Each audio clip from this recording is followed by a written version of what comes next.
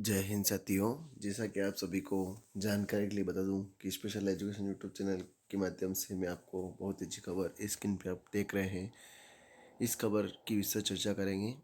बने रहिए और पूरी खबर की जानकारी लें। केंद्र सरकार का बड़ा बयान, बड़ा फैसला है। इतनी बढ़ेगी कर्मचारियों की बेसिक सैलरी। यह बहुत ही अच्छी खबर है सभी केंद्रीय कर्मचारियों के लिए कि सरकार ने ऐलान किया है कि सैलरी में बढ़ोतरी के लिए ऐलान कर दिया है। तो चलिए जानते हैं कि कितनी सैलरी में बढ़ोतरी होगी। बेसिक सैलरी जो है उसमें बढ़ोतरी की गई है। केंद्र सरकार के कर्मचारियों के लिए हाल ही में एक बड़ा अपडेट जारी किया गया है। माना जा रहा है कि जल्द ही कर्मचारियों के वेतन में बम्पर बढ़ोतरी होने की उम्मीद है। अगर सरकार 8वें वेतन आयोग को लागू कर देती है तो इससे कर्मचारियों को कई लाभ होंगे। न सिर्फ कर्मचारियों को बेसिक न सिर्फ कर्मचारियों को बल्कि पेंशनर को भी इससे काफ़ी लाभ होने वाला है। आइए विस्तार से जानते हैं इस बारे में।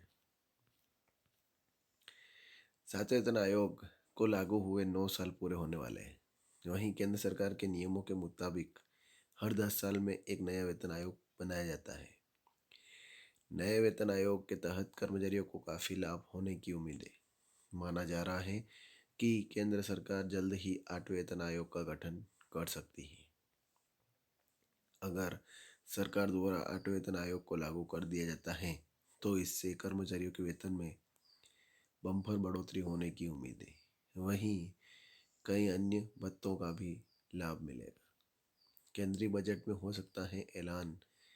सातवें वेतन आयोग 2016 में लागू किया गया था। इसकी वजह से कर्मचारियों को काफ़ी राहत दी गई थी। कर्मचारियों को यही उम्मीद नए वेतन आयोग से भी है। माना जा रहा है कि 8वें वेतन आयोग के तहत भी कर्मचारियों की वेतन में बम्पर इजाफा होगा।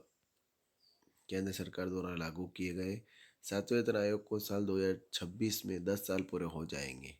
सरकार की ओर से 1 फरवरी 2025 को पेश होने वाले केंद्रीय बजट में 8वें वेतन आयोग का ऐलान किया जा सकता है।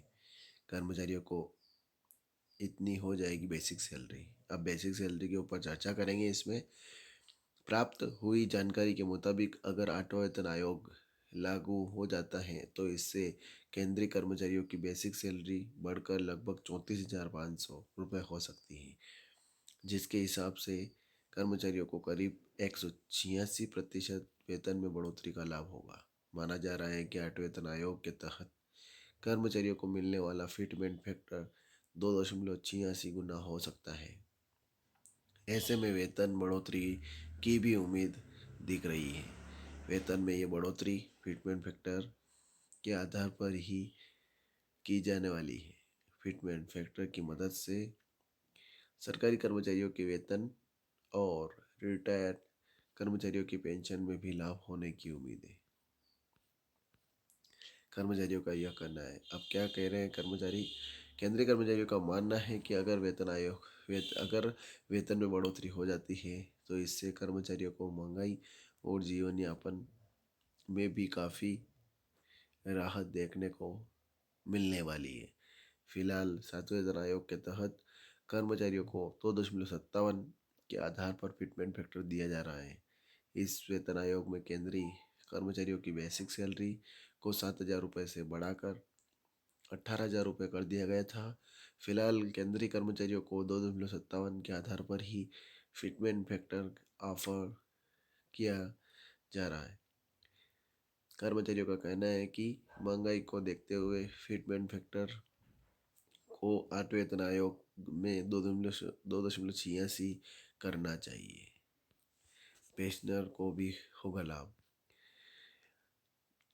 अगर केंद्र सरकार 8वें वेतन आयोग को लागू कर देती है तो इससे कर्मचारियों के वेतन में बढ़ोतरी के अलावा पेंशन में भी इजाफा होने की उम्मीद है।